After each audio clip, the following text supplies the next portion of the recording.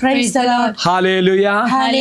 യേശുവേ നന്ദി, യേശുവേ ആരാധന. യേശുവിലെ ഏറ്റവും സ്നേഹം നിറഞ്ഞ സഹോദരി സഹോദരന്മാരെ, ഈ ദിവസത്തിൻ്റെ ആരംഭത്തിൽ ഈ ശുശ്രൂഷയിൽ പങ്കെടുക്കുവാൻ നേരത്തെ ഉണർന്നു വന്ന എല്ലാവരെയും ഈശോ അനുഗ്രഹിക്കട്ടെ എന്ന് പ്രാർത്ഥിക്കുന്നു.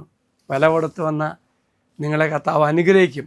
ഒപ്പം തന്നെ നിങ്ങൾ ഈ വചനം ശ്രവിച്ച ശേഷം, ധ്യാനിച്ച ശേഷം മറ്റു മക്കളുമായി പങ്കുവയ്ക്കുമ്പോൾ ഇരട്ടി അഭിഷേകം തരും കേട്ടോ, മറക്കരുത്.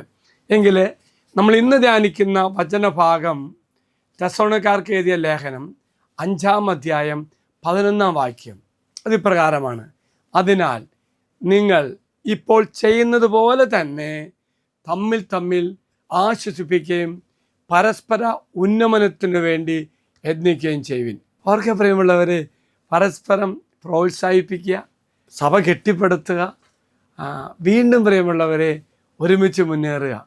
ഇതാണ് ദൈവം നമ്മളിൽ നിന്ന് പ്രതീക്ഷിക്കുന്നത്. അത് വചനം പറയുന്നത് പരസ്പരം പ്രോത്സാഹിപ്പിക്കുകയും കെട്ടിപ്പടുത്തുകയും ചെയ്യണം.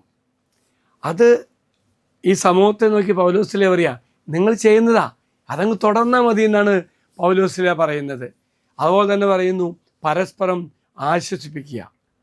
ആശ്വാസം നൽകുവാനാണ് ദൈവം വിളിച്ചിരിക്കുന്നത്. ശ്രദ്ധിക്കണമേ, ആശ്വാസം നൽകുവാനാണ്, അല്ല സ്വീകരിക്കാനല്ല നമ്മൾ നോക്കേണ്ടത്. അതുപോലെ പരസ്പരം ആത്മീയമായ വിശ്വാസം വരുത്തണം, വിശ്വാസവർദ്ധന, അതിനുവേണ്ടി നമ്മൾ പരസ്പരം പ്രാർത്ഥിക്കണം. മറ്റുള്ളവരെ നമ്മൾ ആശ്വസിപ്പിക്കുന്നുണ്ട്. എൻ്റെ പൗലോസിൽ പറയാണ് അതങ്ങ് തുടരണമെന്ന്. ഇതാണ് ഒരു ആത്മീയ സൗഹൃദം. പരസ്പരം വളർത്തുകയും സ്നേഹിക്കുകയും വിശ്വാസത്തിൽ വർദ്ധിപ്പിക്കുകയും അങ്ങനെ ആത്മീയമായ വിശ്വാസ വളർച്ച ഉണ്ടാവുകയും ചെയ്യും. Praise the Lord. അതുപോലെ തന്നെ പ്രിയമുള്ളവരെ, ജീവിതത്തിലെപ്പോഴും എല്ലാ കാര്യങ്ങൾക്കും സജീവ പങ്കാളിയിലാകണം. നിഷ്ക്രിയ കാഴ്ചക്കാരാവരുത്. സജീവ പങ്കാളിത്തത്താൽ സഭയുടെ എല്ലാ കാര്യങ്ങളിലും ചേർന്ന് ജീവിക്കണമെന്നാണ് പൗലോസില ഇവിടെ നമ്മെ ഓർമ്മിപ്പിക്കുന്നത്. ആലങ്കാരികമായി പറയുകയാണെങ്കിൽ പ്രോത്സാഹനവും പ്രചോദനം നൽകുക, മറ്റുള്ളവരെ പ്രോത്സാഹിപ്പിക്കുക. പ്രചോദിപ്പിക്കുക എന്നത് നമ്മെപ്പോലെ തന്നെ അവരെ സ്നേഹിക്കുക എന്നത് ഒരു പ്രധാന ഭാഗമാണ്. അതായത് പ്രോത്സാഹിപ്പിക്കുക എന്നത് നാം നമ്മെ തന്നെ സ്നേഹിക്കുന്ന പോലെ മറ്റുള്ളവരെയും സ്നേഹിക്കുക. ഈ ഒരവസ്ഥയിലാണ് ബ്ലസ്സഡ് കോൺറാഡോ ഫെറിനിനി പറയുന്നത്, ഏതെങ്കിലും പ്രത്യേക ദിവസത്തിൽ അയൽക്കാരന് അല്പം ആശ്വാസം നൽകുക എന്നതിനുപരിയായി ഒന്നും ചെയ്തില്ലെങ്കിലും ആ ദിവസം പാഴാകില്ല. അതായത് അർത്ഥമാക്കുന്നത് എന്താണത്? നമ്മൾ മറ്റു മക്കൾ നന്മ ചെയ്യുമ്പോൾ, പുണ്യം ചെയ്യുമ്പോൾ അത് ഈശോയ്ക്ക് ഇഷ്ടപ്പെട്ട ഒരു കാര്യമാകും. ബാക്കിയ ദിവസം അതിൽ പ്രിയപ്പെട്ട ഈ കൊണ്ടാട പറയുന്നത് എന്താണെന്നറിയാമോ? അങ്ങനെ നന്മ ചെയ്യുകയാണെങ്കിൽ ബാക്കി ആ ദിവസം ഒന്നും ചെയ്തെങ്കിലും ദിവസം പാഴാകില്ല എന്നാണ് പറയുന്നത്. അതായത് അനശ്വരമായ ആത്മാവിനെ ആശ്വാസം നൽകുന്നതിൽ നാം വിജയിച്ചു എന്നർത്ഥമാണ്. എങ്കിൽ നമുക്കെല്ലാവർക്കും പരസ്പരം വളർത്തുവാനും വിശ്വാസം ആഴപ്പെടുവാനും നന്മ ചെയ്യുവാനും നമുക്ക് സാധിക്കട്ടെ എന്ന് പ്രാർത്ഥിക്കാം. അത് നിങ്ങൾക്ക് വേണ്ടി പ്രാർത്ഥിക്കാം.